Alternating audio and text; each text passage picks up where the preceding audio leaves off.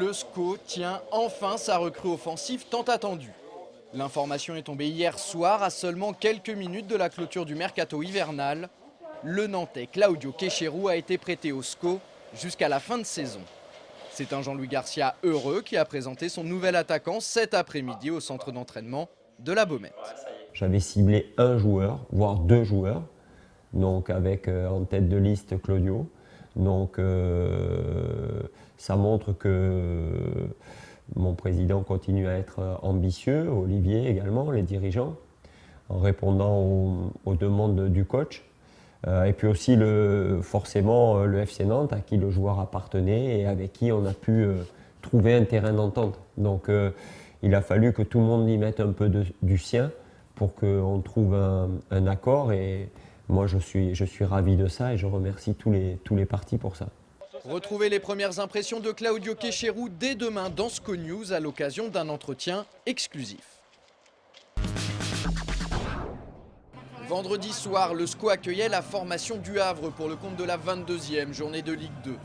Malgré des conditions climatiques exécrables comme vous pouvez le voir sur ces images et une pelouse toujours indigne des exigences du haut niveau, quelques 4500 supporters angevins étaient présents au stade Jean-Bouin. Des supporters qui attendaient une réaction d'orgueil de la part de leur équipe après l'élimination en 16e de finale de la Coupe de France contre les amateurs de Quevilly une semaine plus tôt. Une réaction que Jean-Louis Garcia avait également appelée de tous ses voeux avant la rencontre.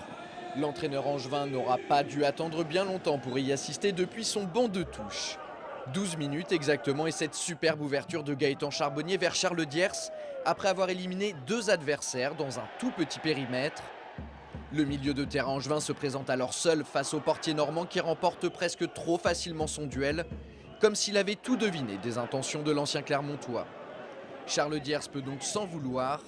Et pour cause, sa conduite de balle l'oblige à tirer du pied gauche, lui qui est pourtant droitier.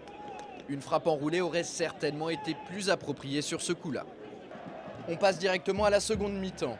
Une seconde période que les scoïstes entament pied au plancher avec cette énorme occasion de Charbonnier dès la 51e minute. La tête à bout portant de l'ancien Parisien passe à quelques centimètres de la lucarne de Johnny Placide.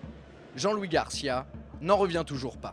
On a eu une très grosse occasion par mi-temps, la première par Charles Diers et la seconde par Gaëtan Charbonnier, qui aurait pu nous permettre d'ouvrir le score.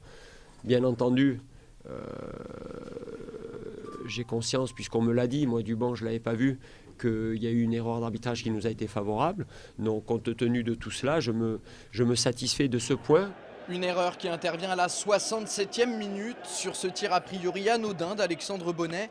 Kevin Olympa commet l'irréparable avec cette grosse faute de main. Le cuir franchit bien la ligne de but. Les Havrais se voient donc injustement refuser une réalisation tout à fait valable par l'arbitre Monsieur Varela. De quoi mettre en colère l'entraîneur du HAC Cédric Dory et relancer l'éternel débat sur la vidéo. À partir du moment où l'humain est dépassé et que la technologie peut l'aider, il faut arrêter de lui tourner le dos. Au final, Angers s'en tire plutôt bien. Après 22 journées et un match en retard, le SCO pointe à la 12e place du classement avec 27 points. A noter que ce match en retard contre Metz, initialement prévu le 18 décembre dernier et annulé pour cause de mauvaises conditions météo, aura finalement lieu le mardi 9 février prochain à 19h au stade Jean-Bouin.